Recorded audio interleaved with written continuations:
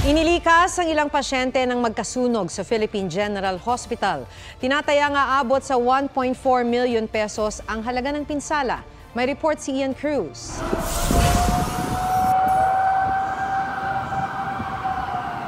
Mula sa malayo, tanaw ang makapal na usok mula sa sunog sa Philippine General Hospital sa Maynila pasado alas 3 ng hapon.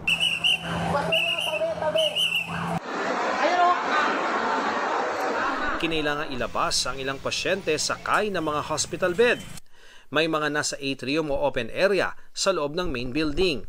Open space sa harap ng ospital sa Taft Avenue at sa Padre Faura Avenue sa tapat ng Supreme Court para makalayo sa apoy at usok. Lumabas po kami para safe po lahat ng mga tao. Pati ang mga nagkikimotherapy tulad ni Sheila Domingo, pinalabas. Mahirap, natatakot. Pero hindi naman kami nagpanik. Hindi pa rin tukoy ng Bureau of Fire Protection ang sanhi ng apoy. Pero ayon sa tagapagsalita ng PGH, nag-umpisa yung sunog sa audiovisual room ng Department of Medicine. Hindi naman umabot yung sunog sa ward. Siyempre pumapasok na yung usok. Wala naman po, hindi po nagkasunog sa mga ward. In-evacuate lang po yung mga pasyente. Wala naman nasaktan o nasawi sa sunog. Pero ang ilang pasyenteng nakakonfine sa Ward 1, 2, 3 at 4, inilipat muna sa ibang ward na hindi apektado ng usok. Lilinisin pa po yung lugar, hindi pa po safe ibalik yung mga pasyente doon. Ang ilang adult patient nasa pediatric ward muna. May ilang pasyenteng hinahanapan pa ng kwarto.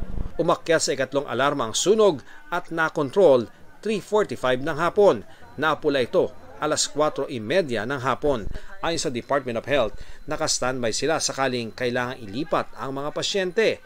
Nakahanda raw ang iba pang DOH hospital sa Metro Manila na tumanggap ng mga pasyente.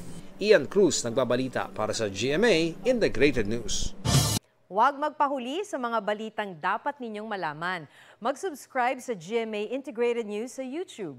Sa mga kapuso abroad, subaybayan nyo kami sa GMA Pinoy TV at sa www.gmanews.tv.